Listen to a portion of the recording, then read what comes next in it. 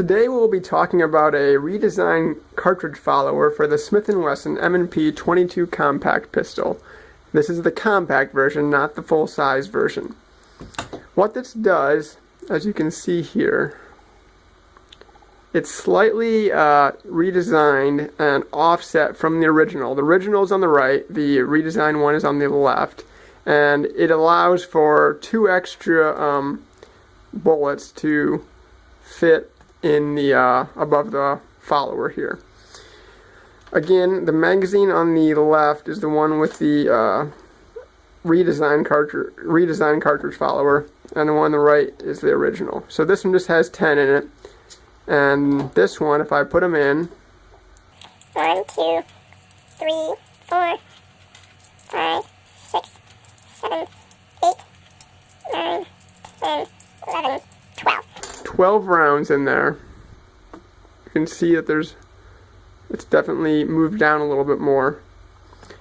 The significance of this follower over other versions of aftermarket followers for this 22 compact is that this one retains the function of the thumb loader button here. You can see that it's definitely in place here with 12 rounds in the magazine.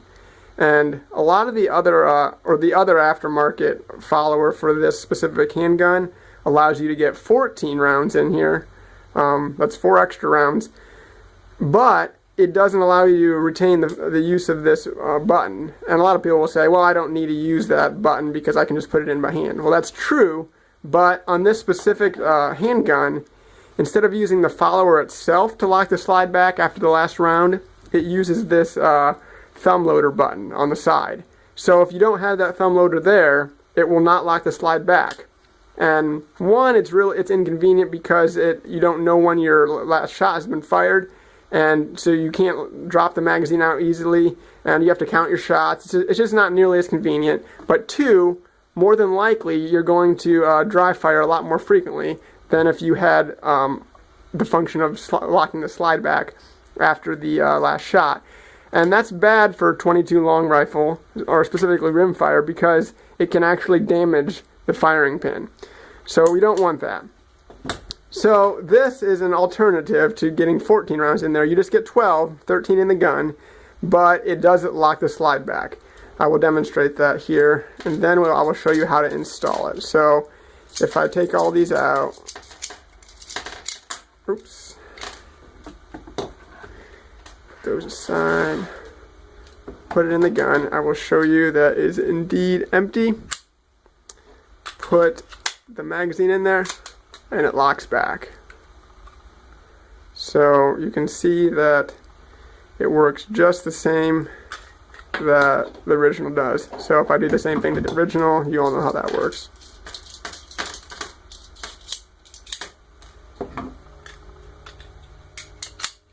Put the magazine in, and it locks it back.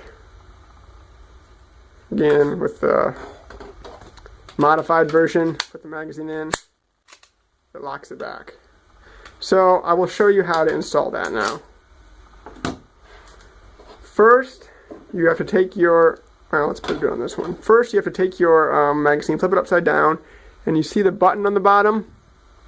You depress that, and then slide the base pad forward until it comes off, and then release the spring and the other adapter and set that aside. You'll need those parts again on reinstallation. So then the little button will fall out once you slide the follower down to the bottom. Drop the follower out and set the follower aside. You won't need that. You should save that for later in case you want to put it back in at a later time. Then you take your redesigned version, put it exactly the same way in that the original was, slide it in there until the hole for the thumb loader button is lined up with the hole in the bottom of the magazine. Then put the button back in. You can see that the flush part of the button is facing up on the magazine. Push it in all the way until it bottoms out. Slide it all the way to the top. It should slide freely. And then you install your spring and the adapter. Hold that down, slide the base pad up, until it snaps, and you're good to go. You can see that it is very easy to install. I'll put that in the gun, and it locks the slide back, no problem. If you would like to purchase this, I will put the link in the description. Thanks.